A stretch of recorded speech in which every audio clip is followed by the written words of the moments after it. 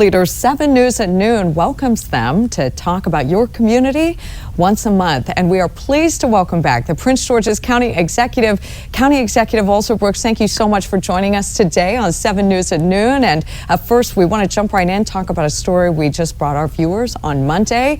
Some concern from members of the council that money to pay for a second phase of new schools will have to come out of the schools, the system's operating budget. That means programs for kids like summer school could and are already being impacted. Why is this a case, and what do you see as the solution here? Well, let me tell you what's really exciting is that we have prioritized the education of our children and have made record investments in the education of our children. We decided that our $8 billion backlog in needs that we had for school construction could not wait. We believe that our students, that their teachers and educators deserve to learn and to be taught in facilities that befit their dignity. So we're proud that we delivered 6 new schools last year. We did it in record time, 3 years. What we did last year would have taken 16 years and would have cost taxpayers $868 million. We were instead able to deliver those 6 schools in 3 years at half the cost. What we know is that our school system has received record amounts of funding. We will continue to do so. In fact, 62% of all of our budget goes to the school system and will continue to do so. We are funding and prioritizing the education of our children. Thank you, County Executive. And is there a way, you bring up the point that it's needed. We need these new schools. We need programs. We need to address learning loss. Is there a way to do both here with this new concern? Oh, absolutely. We are addressing the learning loss through the blueprint. We are also prioritizing mental health care.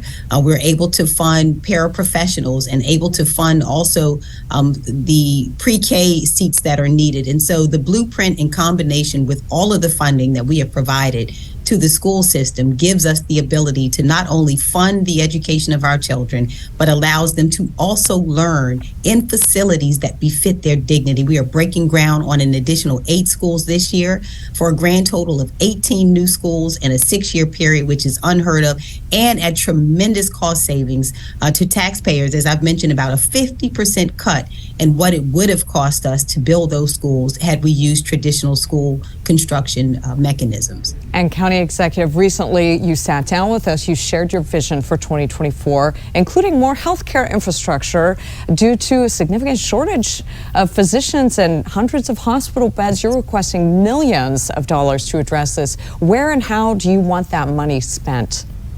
So what we know is that the health care of our residents is likewise a top priority. If we do not have our health, we have so little. And so we commissioned a study last year that told us what we already suspected. Prince George's County is far below many of our neighbors across the state. We are short about 1,050 physicians. We're also short about 450 beds. We want to be able to care for Prince Georgians right here at home. So we are really prioritizing building infrastructure in our county so that we are able to not only care for Prince Georgians, but we're really pleased that we're now going to be able to deliver babies in Prince George's, because we recognize about 75% of the women who deliver babies in Prince George's have to leave Prince George's County. So focusing on maternal health, focusing on health and families, focusing on health for our children, mental health care, cancer care. These are the priorities that we have set, and we're continuing to really tackle this issue around health care in our county, and will not stop. In the southern part of the county, we need more beds. In places like Suitland and in the inner Beltway areas, we're prioritizing funding education, funding health care so that our families can receive that care at home. Okay, football. We got to talk football here. And the Commanders, they've been dominating headlines right now, specifically where the Commanders should play. We've been talking about the head coach search too, but you say it's FedEx Field or nothing. What's your argument here, County Executive?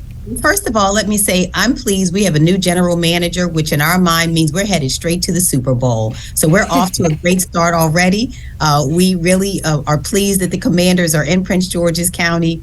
We're making tremendous investments along that Blue Line corridor at a tune to over $1 billion, which we think in that sports and entertainment district that we are now creating, it's a beautiful place for the Commanders to continue to play and operate. We welcome them staying here. And again, as I've said, with our new general manager and new owner, we're off to the Super Bowl.